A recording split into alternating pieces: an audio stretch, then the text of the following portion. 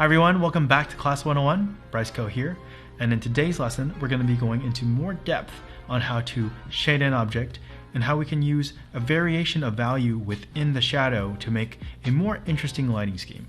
Alright, so for the materials, we're going to continue with the same pattern that we did in the previous class, where we're going to reuse drawings from our previous work together in Chapter 1 and shade them. So this one here, the skeleton, is from Chapter 1, Lesson 4. And we're going to shade this guy with the Pentel watercolor brush pens. I have here the medium and fine. I also have a Pentel brush pen and Kuretake medium felt pen. These we will only do a little bit of work with, so don't worry about having the exact pens. We just need some ink to work with. For the colors, I pulled out a couple here today just because, just for my own convenience, I don't want to have the whole thing next to me. I just want to pull out number 64, which is ultramarine, and number 46, the burnt sienna, just to give us a couple options here. And lastly, make sure you have your handy dandy scratch paper. Alright, so let's get started with the lesson. And I'm going to start by doing something that you might have seen before. It's lighting a ball. And I'm just going to do this to define some of the terms that we're working with here. So in the previous class, we talked about the form shadow and the cast shadow.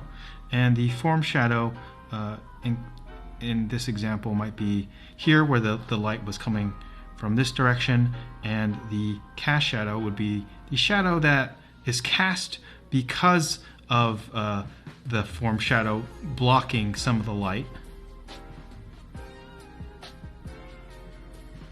And what we want to talk about right now are some of the specific parts of the shadows. So this line here, which is kind of just like a cross contour slicing the lit side from the unlit side, this line is called the terminator.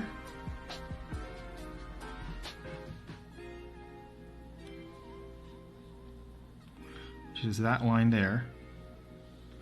And let's just label the rest of these. So this here is the form shadow, and this shadow here is the cast shadow.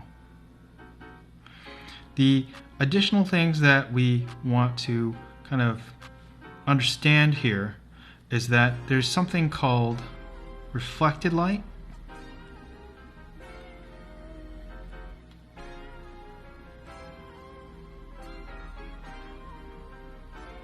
And now I'm going to switch over to the watercolor brush pen just to demonstrate a little bit more clearly what I'm talking about. So just to fill in these first. Here is where the terminator is, and we're shading this in. And often, you know, there might be some reflected light from the light hitting this floor here and reflecting back at the ball. So what that does is that makes it so that this shadow over here gets a little bit more faint than the shadow on this side here, and likewise the shadow on this part of the ball might be lighter than the shadow that is further away from the reflected light. The other component here is any part of the shadow that doesn't get that much reflected light and gets the most dark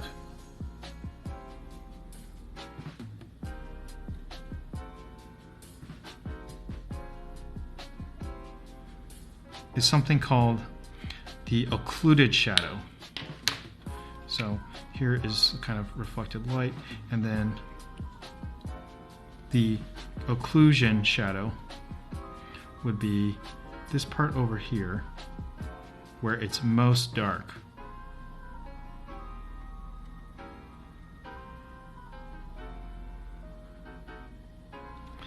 And this is kind of the sort of graph or diagram you might have already done in a previous art class or have seen around. But the reason why we're going to do it here today is because we're going to take a lighting scheme that we diagram first on a little ball, just to kind of almost give us reference, and we're going to transplant that lighting scheme onto a more practical drawing, the ones that we did together. Alright, so let's get started with that. I'm going to switch back to the Pentel watercolor brush pen. I have the medium one here, and I'm going to stick with the ultramarine first. So I'm loading up some pigment there. And this Terminator line is what I'm going to start drawing first. And so this guy has a very similar head shape to the sphere, a little bit more flat. So we're going to draw the Terminator line to just demonstrate where the light is hitting our character and where it would stop. So that's the same here for this larger box chest shape.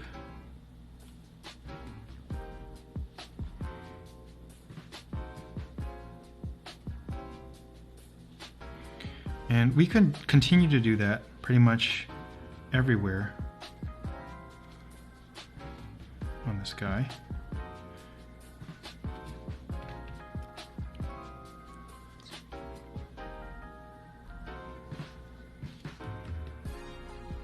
So some of these are not going to, match that guy exactly because they're different shapes, but the way that the light is hitting each of these is very similar, or it's the same actually. It's just that the shadows cast will match what their actual shapes are. All right, so I'm just going to quickly draw in all of the Terminator lines. In some cases, like here, where it's a plane that's completely facing away from the light source, there's not too much that we need to draw. And I'm going to mostly avoid some of those cast shadows for now.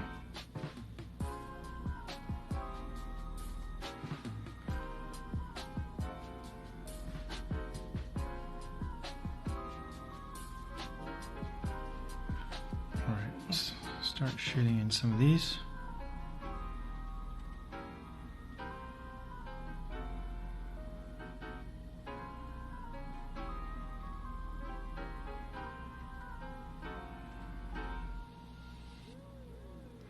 And one of the strategies that I think is most helpful for naturally getting a reflected light into your shadow shape area is by shading starting at the Terminator line and then pulling the value that you kind of build up there back towards the rest of the shadow shape.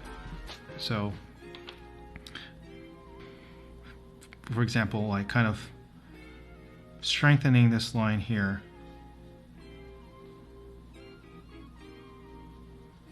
and then whatever extra value is there, whatever extra pigment, just kind of pulling that down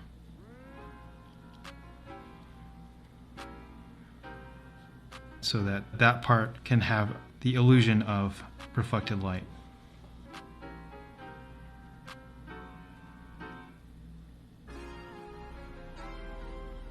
You can also add a little bit more water in those areas to remove some of that extra pigment.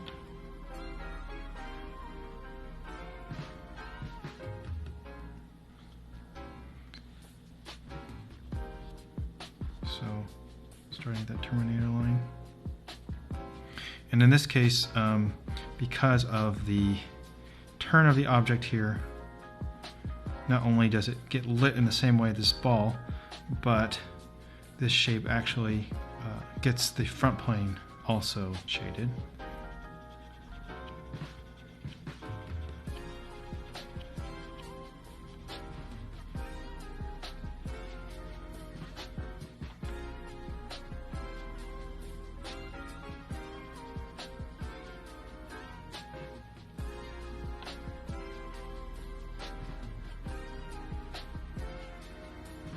So kind of jumping from object to object here and shading it in the same direction, relatively speaking, as we did with this ball. And that's why that ball can just be a helpful reference sometimes for us understanding what our lighting scheme is going to be. It helps define the direction of the light, which is maybe all we really need to know for something like this.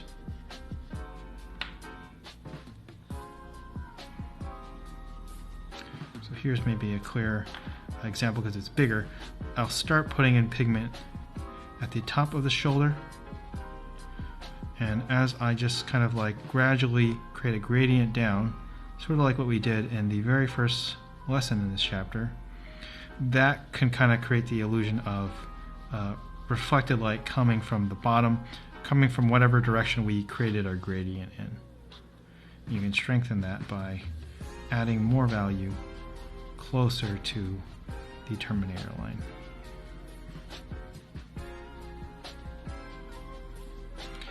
Go back over here.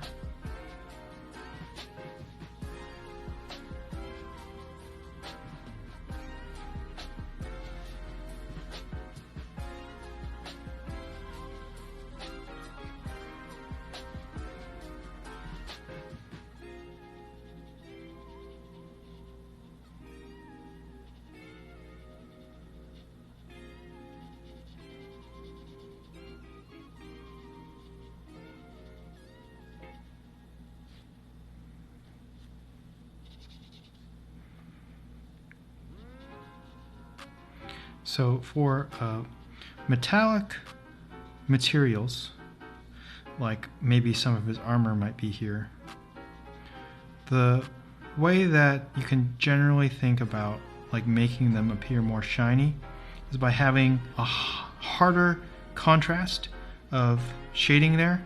So having like a really small highlight might mean that you need to make the area around it have more pigment.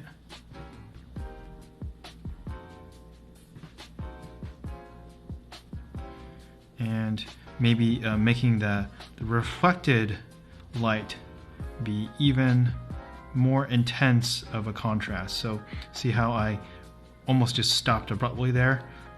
That's one way to kind of make it feel like it's a more shiny material with that higher contrast in value.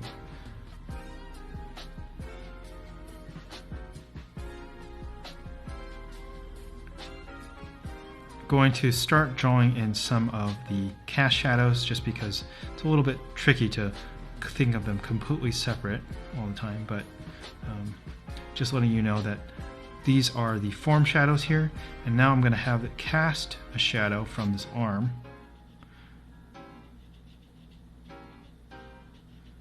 onto the side of the body. And I did that kind of flat, but what I should have done more is think about how that flat line, as it lands on the curve of the side of his chest, would not be completely straight, but would have just this little bit of cross contour going along the side of that box.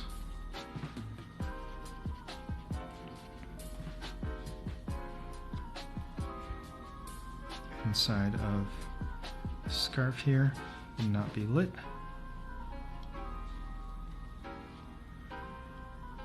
And the cast shadow from the skull would cover up this tooth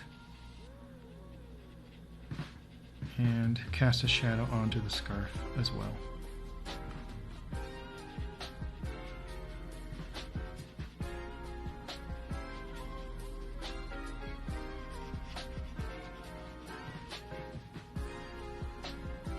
This cast shadow here is basically the same shadow that gets cast with our example over here.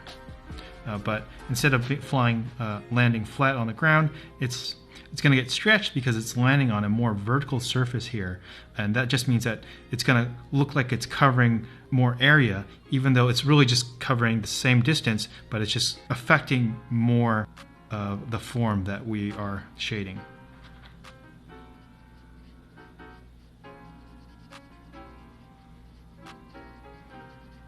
And then maybe a little bit of light might peek through through the arm there, that separation between the arm and the waist.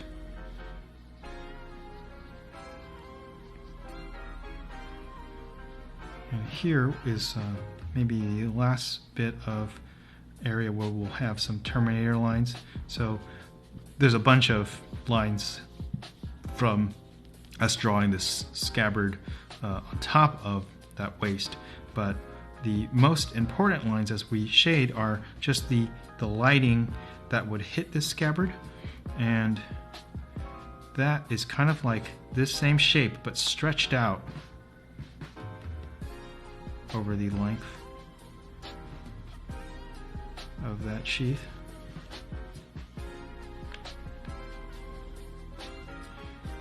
And I think what you'll find as well is that when you start shading a character or an object or whatever it is that you're drawing, that it can kind of also make some of the lines that you drew incorrectly kind of fade away a little bit, because they either get covered up and kind of put into the same kind of category as the rest of these lines here,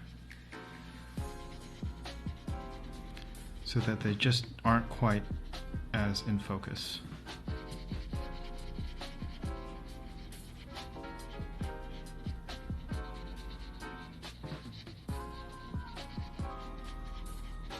Alright, so if we want to make the reflected light come from the bottom, then adding more value up here,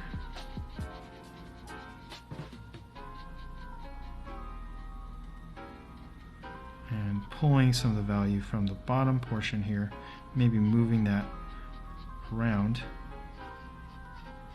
maybe up here.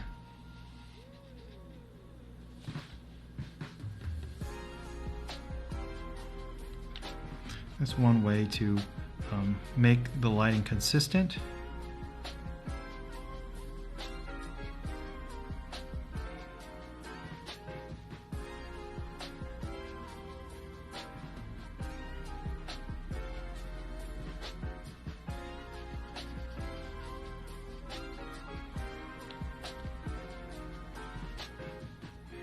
Right.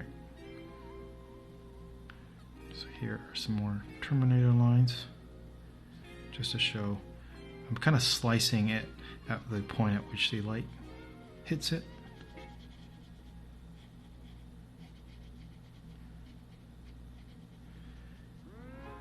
And I'm trying to keep more of the harshest shadows on the top of every form, so that the bottom of each shape looks like it's receiving more of that reflected light. Just the same gradient practice that we did.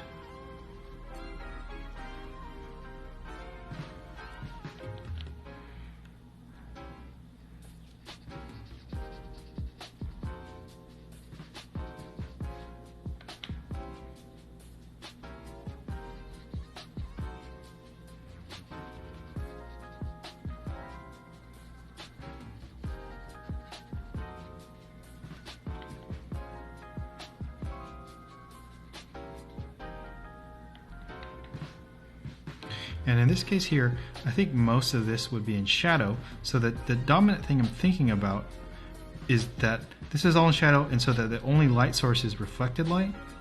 So actually, thinking about it that way, it's almost like the light source is coming from this way, and I'm lighting this so that once I go over it again, that this will all be in shadow, but that the reflected light will be the most dominant value here. And that's just helping to give form to this a little bit better.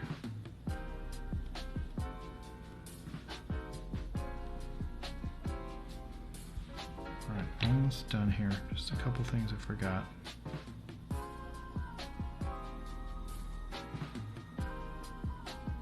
And you can kind of tell just from the get-go that this drawing had a lot of incomplete lines, like over here, just broken lines, one like this. And this is kind of the shading process kind of gives us a chance to fix some of those mistakes, or to kind of hide them with value.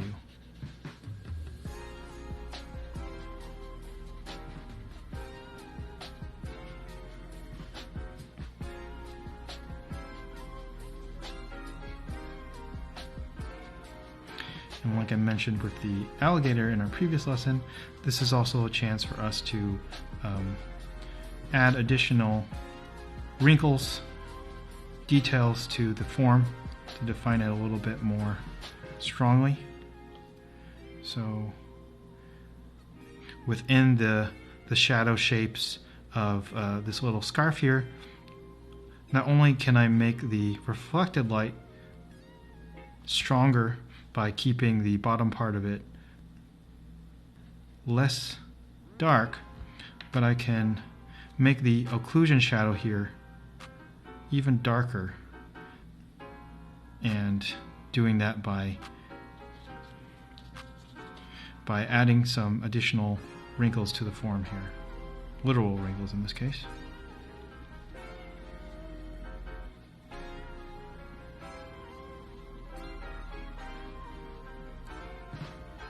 So that's something that you can do with additional color, watercolor value, but you'll probably notice that in a lot of my other drawings, I'll do that same thing with the black ink that I'm drawing the rest of the lines with. So let's switch to that right now. So I'm switching over to the Pentel brush pen, and I am going to be wary of the parts of this that are maybe super wet, but in general what I'm going to be doing is I'm going to be finding the parts of this that I think are the most dark, maybe because they not only don't get any reflected light, but they're also not going to get any of the direct light from our main light source. So things like this underside of the scarf, I can kind of go in there and add additional value to highlight where this thing is most unlit. And so like here inside the scarf, it's gonna get maybe a little bit of light coming down on it, but the parts that are unlit are not gonna get any reflected light from, you know, maybe the cement ground that he's standing on, or whatever it is that's able to reflect back some light on him. There's definitely going to be other parts of the armor as well that are not going to get lit to the same degree. So we can kind of just use the pen to not only hide some of our mistakes, but to create a harsher separation of materials by shading in the parts that would get occluded the most.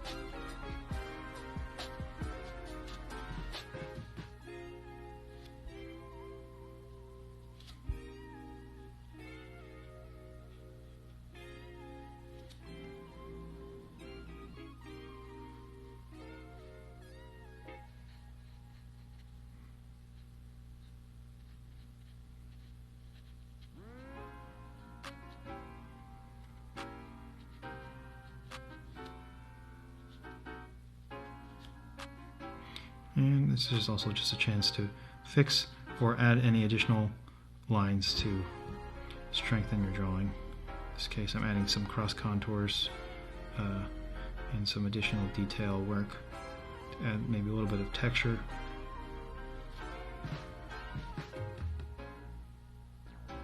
One occluded shadow here might be one that's being cast by the this scabbard onto the hip here.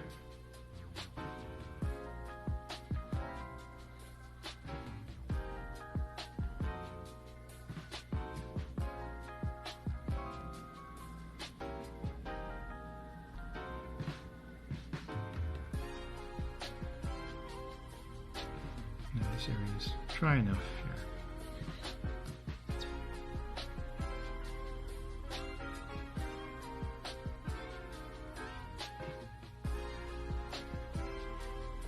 Hole that his arm is coming out of would get no light at all, and I added that hole.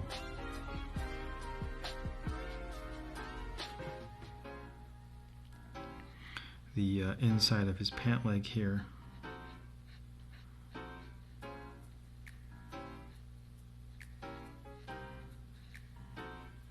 also pretty isolated.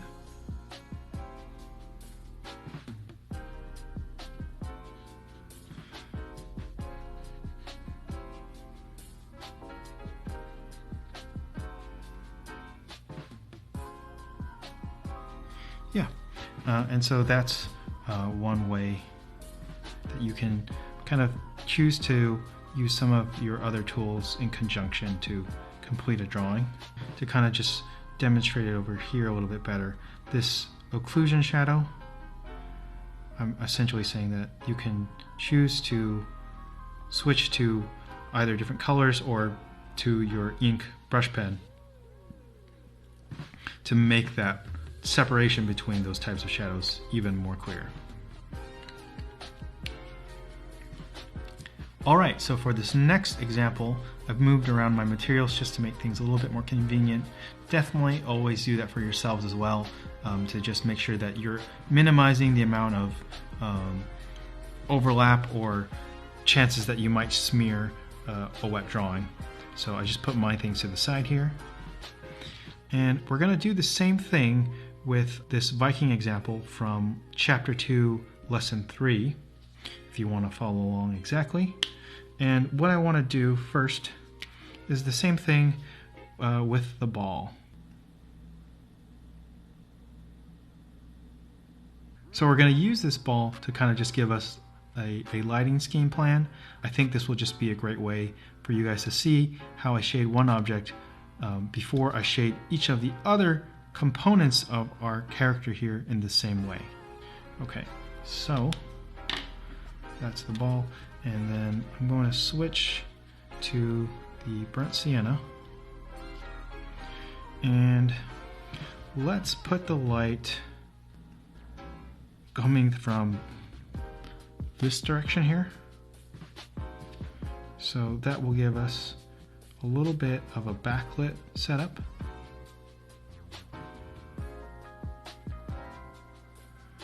Where this is the form shadow, this line at the edge here is the terminator, and here is our cast shadow. And our cast shadow is going to have reflected light at the bottom of it, very similar to our previous example, but in this case it's going to feel like the shadow is fading out a little bit.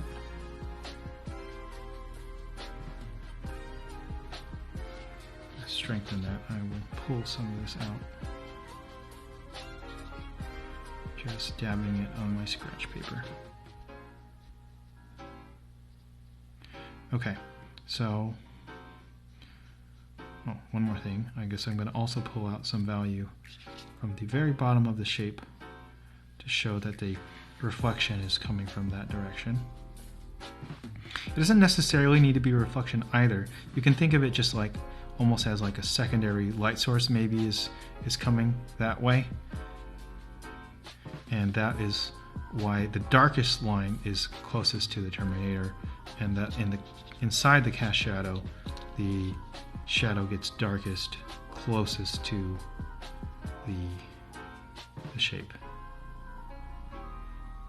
I think in that case that would mean that the occlusion shadow, which is the part that's really unlit and not getting any of the light from the reflected or secondary light source, is just right underneath the ball here.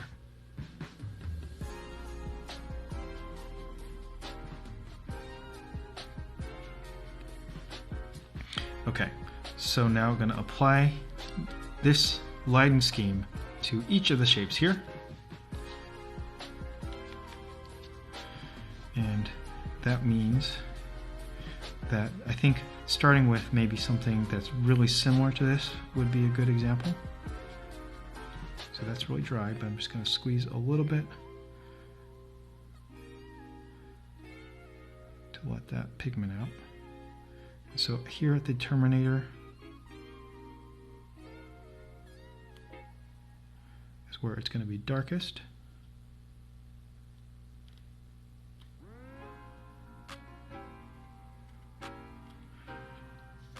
And as I kind of use some of my value to shade it in, I'm going to go from that Terminator towards the reflected light.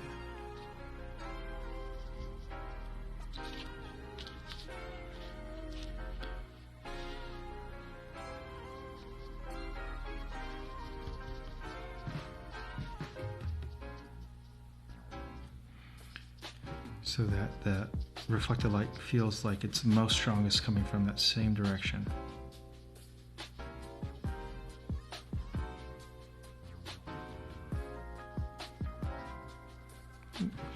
And I made a little bit of a mistake there.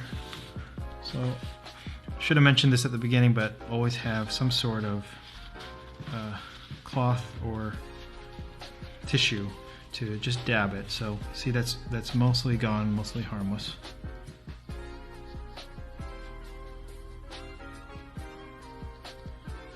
And as I mentioned at the in the first lesson here, if I want to also pull out it some more, I can get it a little bit wet, and that in the process might add value, but because it's wet, it's also a lot easier to pull out. So almost completely gone now. So copying that lighting scheme over here still. There's a little bit of light maybe hitting the chest there.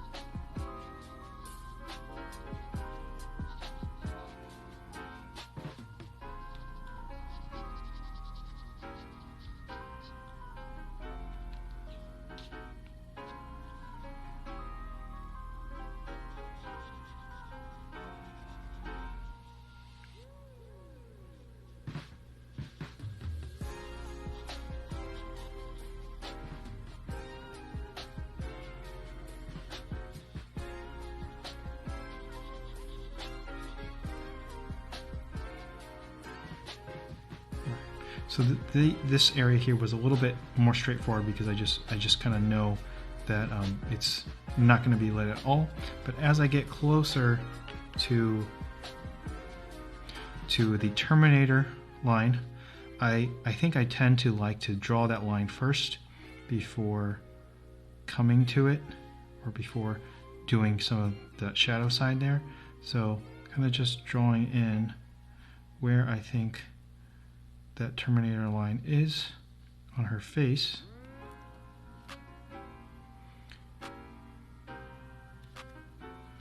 And in this case here, my line isn't really helping me too much with the fact that really the part of it that would be lit is right where that line is. So I'm going to have to kind of exaggerate a little bit and say that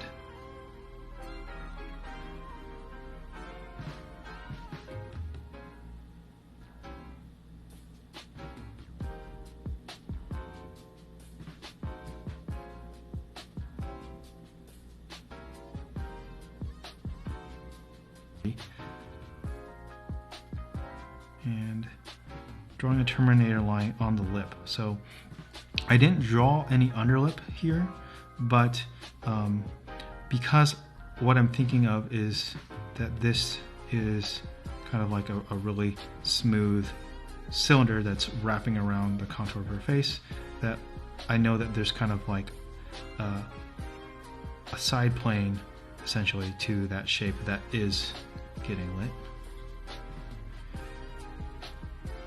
And one of the most common things that I see in faces that I didn't understand for the longest time is the shadow that's cast by the nose. So the cast shadow of the nose would be something, make sure I have enough value, or not too much value, but the shadow of the nose would be something like that, because it's essentially this shape here, where this is lit, and then the shadow cast by that is something like this. But the thing that I actually want to get to is that I often would see this kind of like portion of this cheek. Need a little more value. But this kind of terminator line on the cheek here.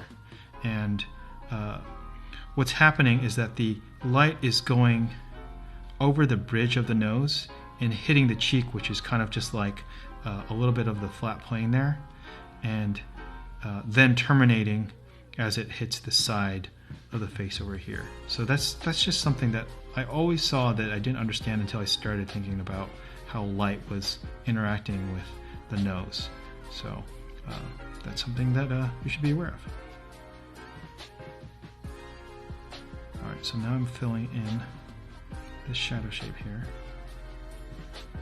And one thing that I also think is helpful to be aware of is that I think a lot of times when you draw a face, whatever, you might be a bit scared to shade it in so kind of like intensely, but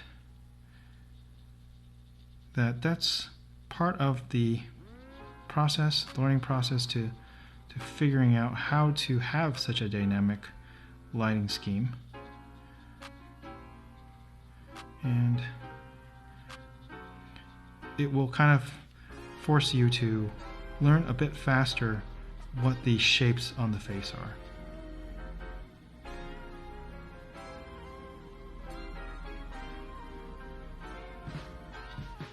And if it's a little bit dark, you can always pull out some of that value over to the side here.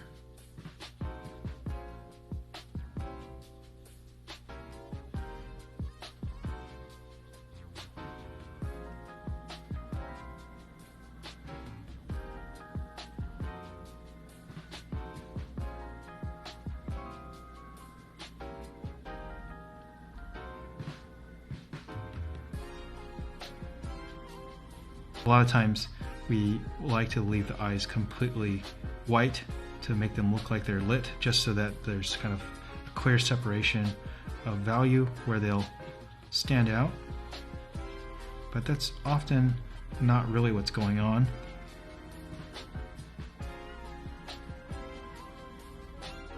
And so what I've been doing by shading these other areas is I'm waiting until the pigment on my brush is light enough that it's going to allow me to shade in that area without making it too dark. So now that I'm really light, I'm going to go back to here.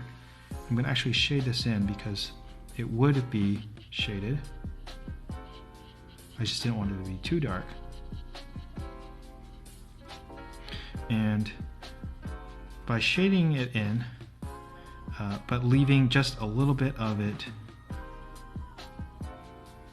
lit, you're going to create a highlight in the eye that will make it a lot more dynamic.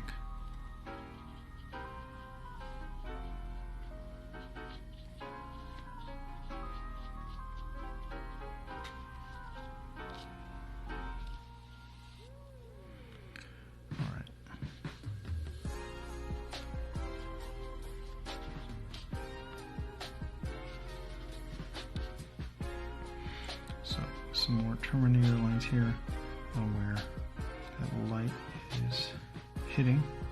A little bit too much value in the pen.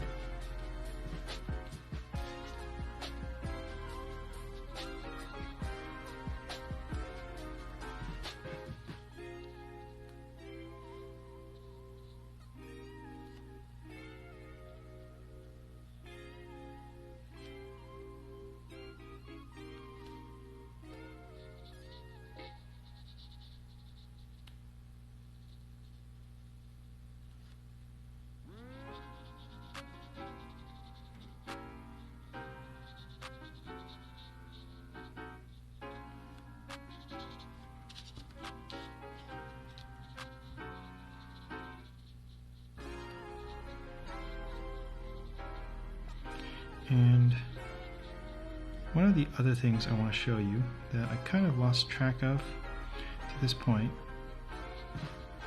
is that in addition to, bringing in the ink to do the occlusion shadow, you can also mix in a secondary color. I think we're not quite going to get into color theory yet and how to mix colors specifically to get a color that we want as an end result, but we're just thinking of these two colors as a way to kind of compound their value together. So switching over to blue, I'm going to mostly try to paint on the sections that I know I haven't painted on in a while or haven't painted in too much to avoid wet on wet. But what I'm going to do is I'm going to find the occlusion shadows and paint over them with our secondary color, something like that. And I can also strengthen terminator line by adding value to those places as well.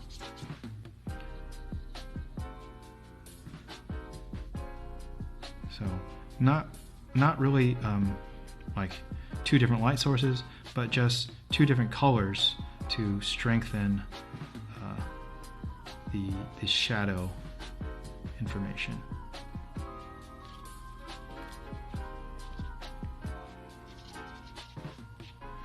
Alright, so for example on her armor,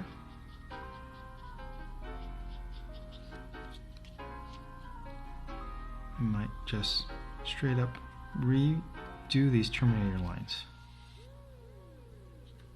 And one of the things that I really like about watercolor is because you can do things in passes like this, where you do one pass in all one color and then another pass in one other color, is that it kind of allows you to redraw lines multiple times.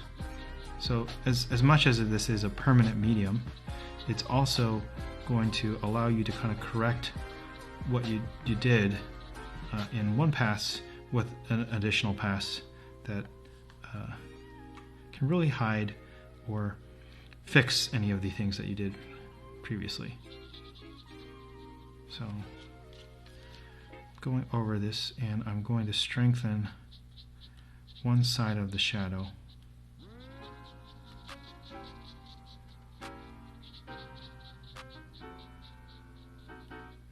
And one of the other considerations here is by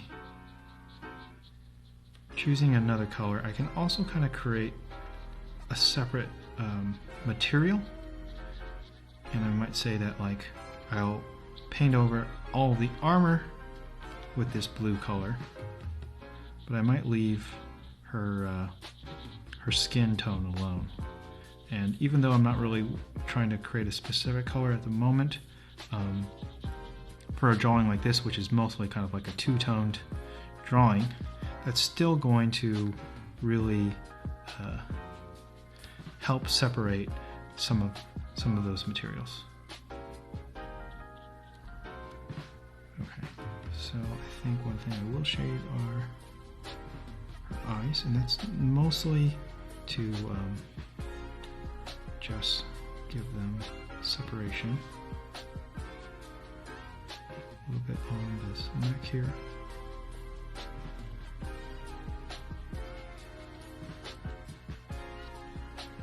And on the hilt.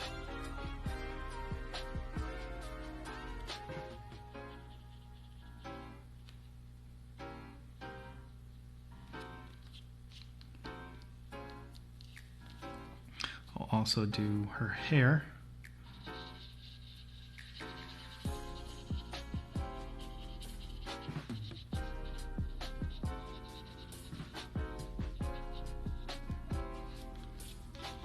This is giving us kind of a neat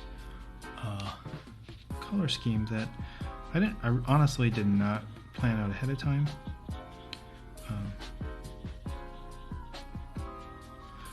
But it's helping us to Just practice that shadow.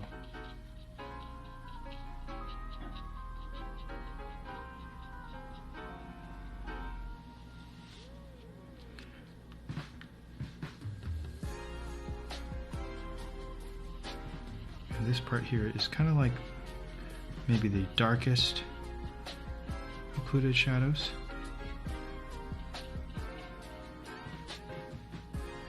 So putting more additional passes of this blue at this point here.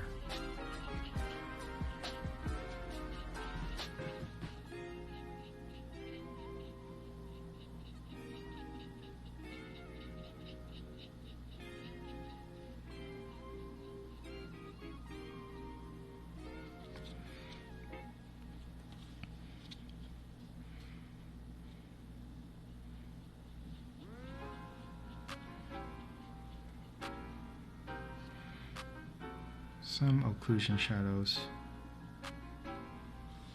on the face, just where it's most dark. So one clear example of that is like the underplane of her nose. It should be darker than the other parts of the face because it's not only unlit, but it's just facing more away from our light source. So I'm going to use the secondary color to emphasize that. I can also do the same thing with what would be more of an occluded area under the lip. Maybe the same for the area under the eyebrows here.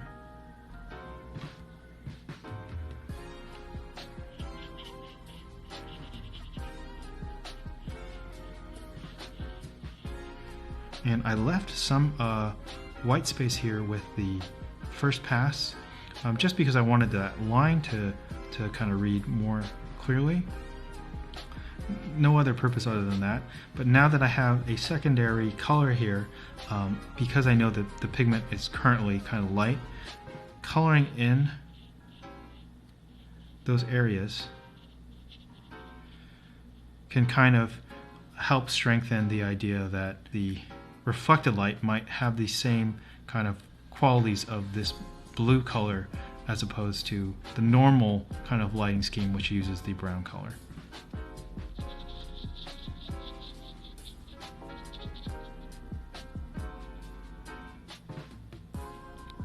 And that is pretty much the lesson for today. Okay, that wraps up the lecture for today. Now let's talk about your mission, which is to shade two objects using the same strategy that we used today. That means I would like you to draw the ball ahead of time and then shade that in the same way that you want to shade the rest of your object. You're going to have to stick to your game plan here after you shade that ball, so that kind of will create some clear direction on the way that you're going to shade everything else for that object. I'd like you to do it in two different objects and also try to pick two different lighting schemes, meaning the ball that you shade should look different. Alright, that's it for today's class. To recap, we went over how to shade an object and how to use a variety of value within the shadow shape to create the illusion of things like reflected light. In the next class, I'll be showing you some more strategies on how to light objects and just giving you a range of ways to light an object that I think will be useful to you guys. Alright, looking forward to seeing you then. Bye!